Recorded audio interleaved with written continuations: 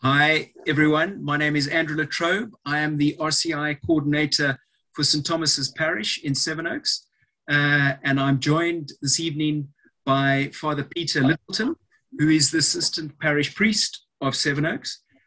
Welcome, Father. Thank you very much for joining tonight. Delighted to be with you, Andrew. Thank you. And you know, we've had this series running for a little while now. And we've just been talking to people about their faith, often talking to people about their conversion story. Given RCIA, we're always interested in that. So it's wonderful to have you with us. And of course, you have a multiple conversion story, I guess. We'll get into that this evening. But you are a convert to the faith. And as of course is Father David, our parish priest. So we're in very good hands with converts in the parish. But Father, you know, tell us a little bit about your early Christian life, because you grew up in Cornwall on a family farm, as I understand. I did. I grew up in a beautiful part of the world.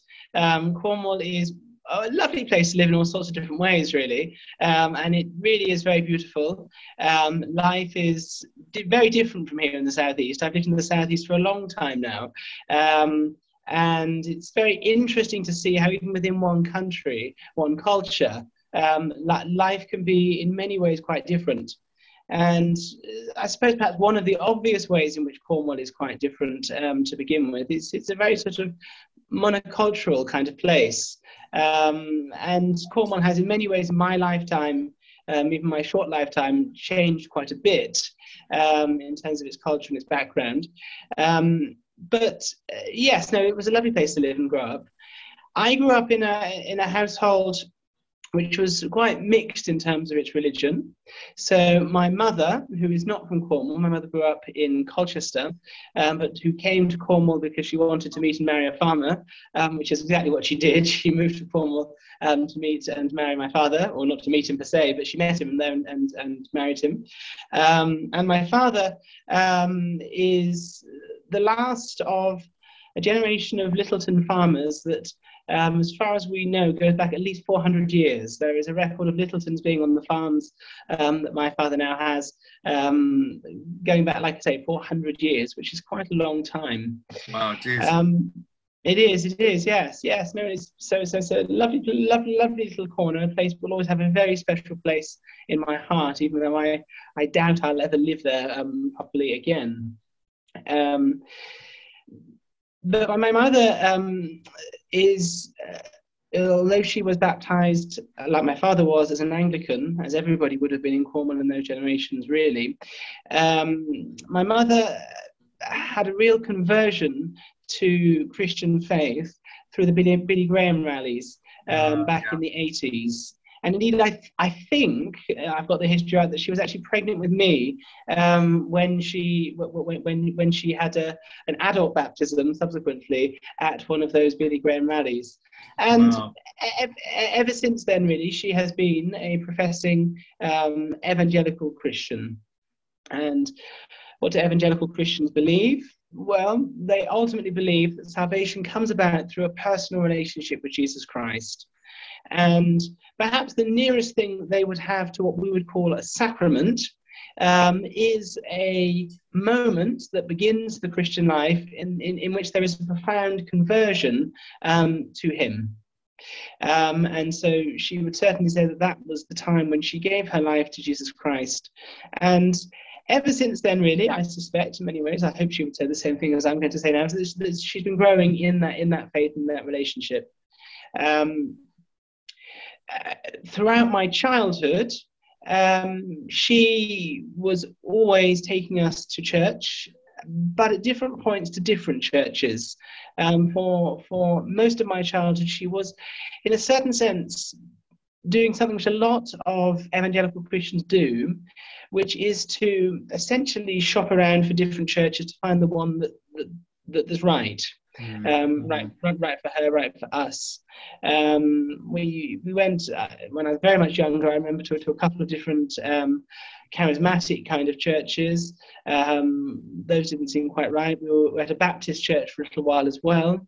But latterly, when I was about 11 or 12, she settled on a church, the church which she's still now, so sort of 20 years later, which is they would describe themselves as a non-denominational evangelical church.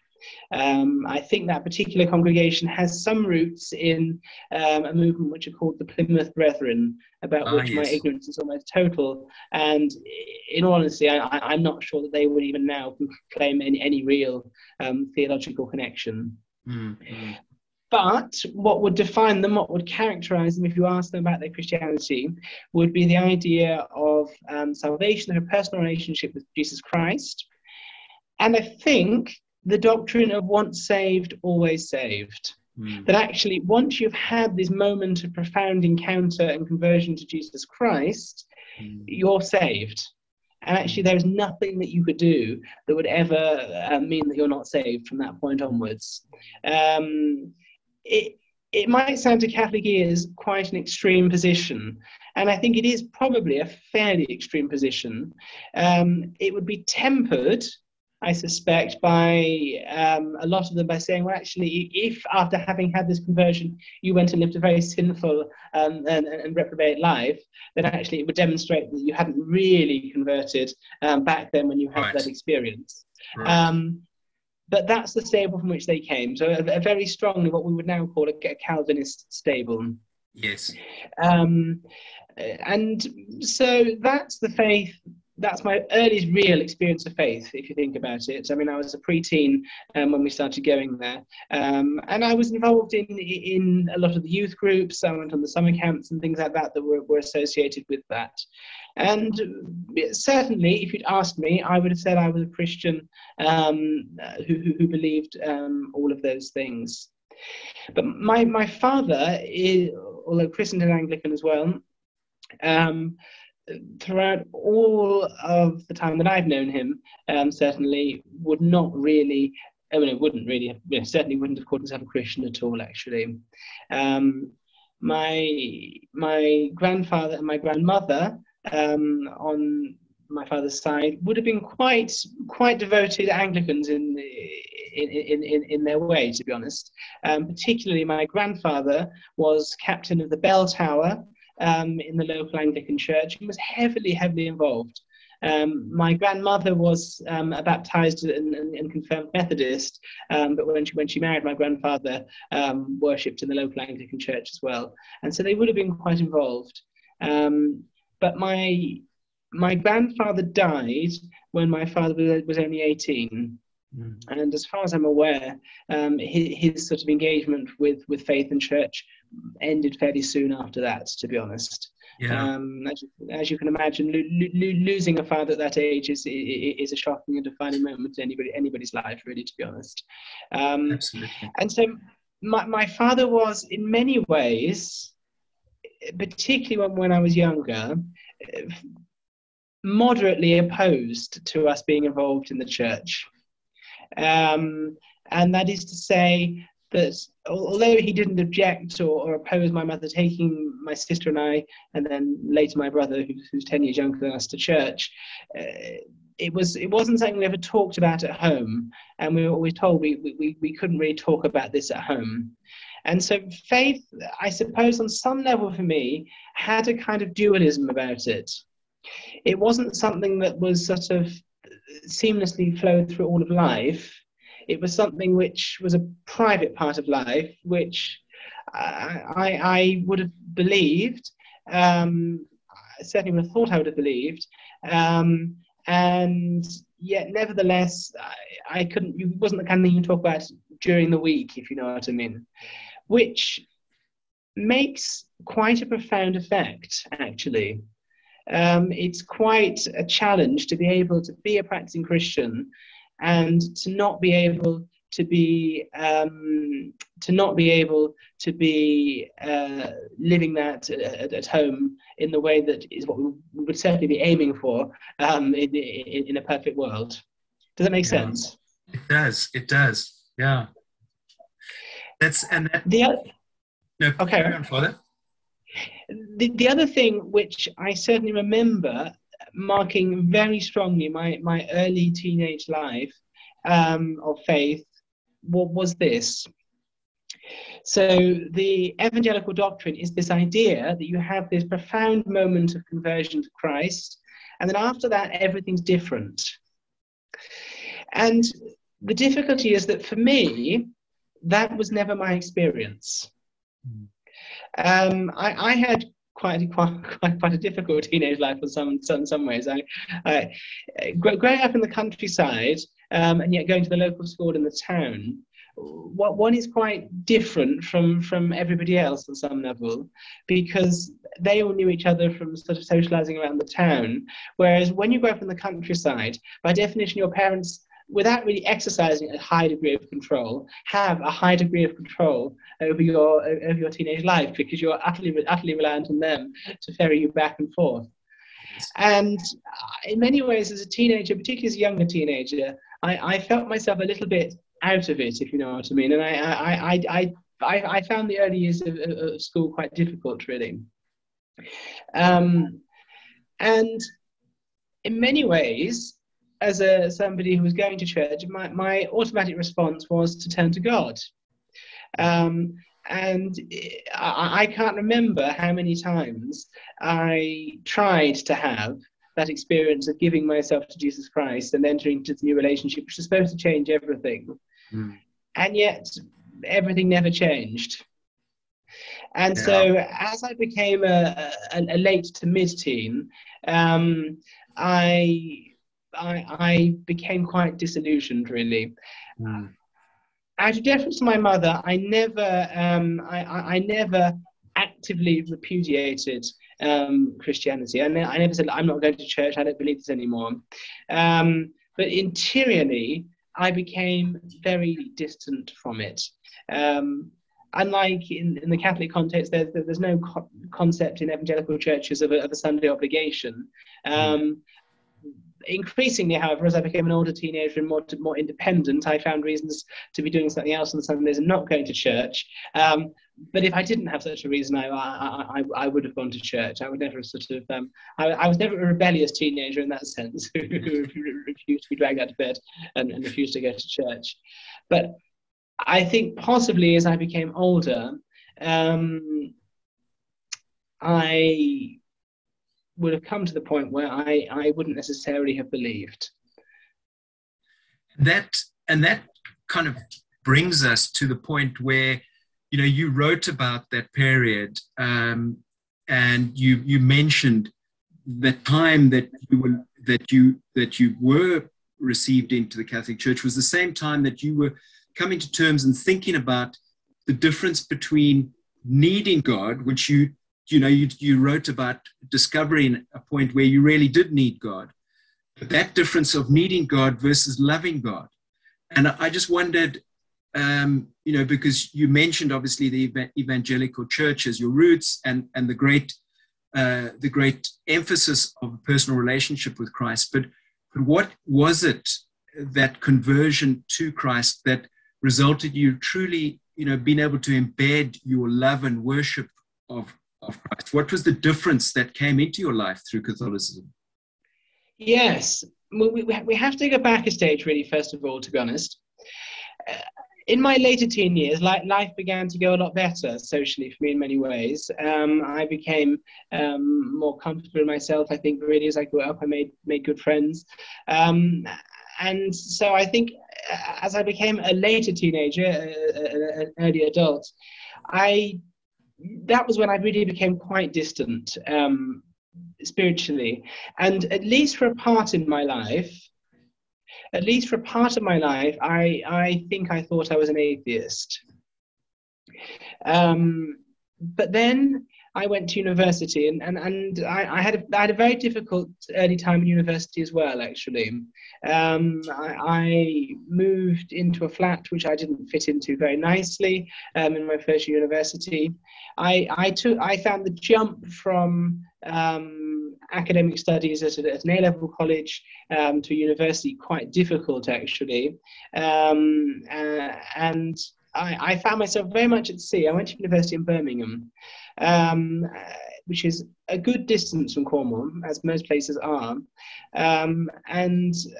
Yes, I'd set out with a great deal of optimism and vision for the future. I had a whole career planned out for myself.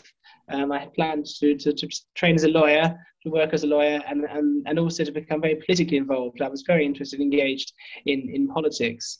And going to university was the first step on a path that I've been planning for myself for a long time. But it didn't really work out, and I was really very, very unhappy, particularly in my first year of university. I became really quite depressed, and I very, very nearly gave up on the whole thing. And at that point, I made a decision that I was going to go home. And at that point, my parents said, "Well, let's not do that." And my mother, in particular, made the decision to suggest, "Well, why don't you try giving God another try in your life?" And so she put me in touch with a group on the campus who were evangelical. And it was a group through whom my uncle, my mother's brother, maybe 30 or 40 years beforehand, had been involved in, and through whom he had had a Christian conversion. And really, I was at such a low point that I was really willing and open to try anything, to try and get myself back on track, really. And so I started going along to this group called the Navigators. I went to their sort of an initial group, as it were, a group of people who were just exploring what they believed and thought about faith. And I began to find support and friendship in that group. And I remember at the time, Andrew, one of the particular questions that I was struggling with was the idea and the doctrine of hell, of eternal damnation. And again, this is another big thing for evangelicals. For an evangelical, if you're not saved, you're going to hell. And it's more or less as simple as that. There's no grey area whatsoever. And I was really struggling with how a loving God could allow anybody to experience eternally damnation. And this may shock people when I say it, but I'm going to say it anyway. I came to the point, and it's an important point in my life, when I realized that actually I did believe in God and that I needed God. My life was I was feeling like I was in such a dark place, and I needed God, and that I couldn't actually lay down any conditions. That actually, if this is what God is revealing, I can't say, well, I want God to be a different kind of God. And so actually, I need to accept God as God comes to me. And I remember having a long discussion with the leader of that little section that I was in about it. And she said, "Well, you know, Peter, that there are times when we can't necessarily understand everything about God." And she said, "You know, I mean, when we look at the story of creation that God's revealed, and the story of his plan for salvation, and she said, there may be things about it that I wouldn't have done it that way if I were God, but I'm not God." And I realized that actually I needed to take God on the terms in which he was approaching me. I remember that evening, I went home to my flat, and I knelt down beside my bed, and I just prayed to God, and I said, "Lord, if you're up there, I'm really hurting at the moment, and I really need you. And I'm not going to lay any conditions. I just need you in my life, and on that basis, I give myself to you." And I went to sleep. I slept very soundly that night, and the next morning I woke up, and I remember quite profoundly an interior sense that something had shifted. And it wasn't all my problems went away. I didn't suddenly sort of get on fantastic with my flatmates. I didn't suddenly sort of become an A-star student on my course. But something had shifted. And really, ever since then, I have had the profound sense that actually God has a plan and a destiny for my life. And really, from that point on, it has been something of a vague upward trajectory, really, to be honest, in terms of my life. But I am very conscious that I accepted him because I needed him. And I remember not long after that, the people at the Navigator suggested to me, well, why don't you be baptized? Now, for evangelicals, baptism is not a sacrament. For evangelicals, baptism is a public sign of what has already taken place, which is this internal change. And I knew, and I don't know how I knew this really, but I knew that it wasn't the right time for me to do that. I think partly I was still struggling with bouts of depression. That I wanted to sort of come to some sort of conclusion at some point. I was, I think, on some level medicating those bouts of depression with a certain amount of alcohol, which I knew wasn't quite right. But more than that, I knew that I wasn't quite in the place that I wanted to be in with God before making a profound public statement of my conversion to him that baptism would have meant, as I understood it then. And so somehow I knew that although I had had a conversion to God, that I shouldn't necessarily be baptized. And so I wasn't at that point in my life. It's interesting because that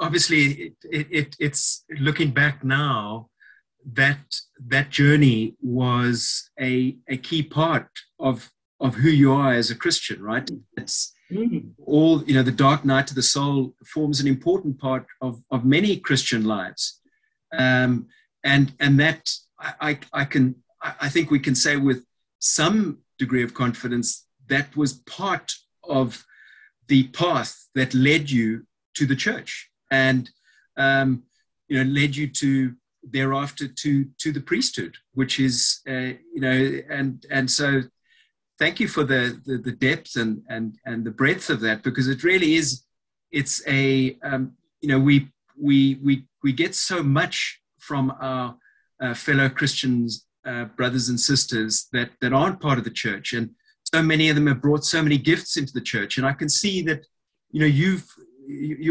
sermons are and your approach to the Christian life is very heavily oriented towards that personal relationship with Christ. I think that's very true. I think the other lesson which I take from it very much is that in the end, suffering of the many different forms in which it can take is actually an essential part of the human experience, and it's also an essential part of the Christian spiritual experience. I think all that I experienced, both as a younger Christian and indeed as a later Christian, and perhaps in a more serious way, a lot of it felt very messy. A lot of it felt very lost. A lot of it felt like I was experiencing. I mean, it wasn't the dark night of the soul, but it certainly was a dark night in a certain sense. But only after night can the dawn come. And I think there is a profound sense in which it's engaging with God and with our need of God, which can only really come about through the human experience of suffering, that can take us to a deeper place in our relationship with Christ. We worship, of course, the God who came in order to suffer, the God who came in order to embrace that darkness of the human experience. And I think it is important for us to look squarely in the eyes of the fact that the modern world completely and utterly eschews suffering. It completely and utterly says that suffering is ultimately meaningless. That is to say, the suffering life is a meaningless life. this underpins the movement for euthanasia in a very profound way. And I think the key for us is therefore to see that there's a certain paradox. Can I hold you right there? Just we're going to take a short break, and then come back and actually discover those key points that you're going to make. So absolutely, we'll take a cut to our commercial, and we'll be right back.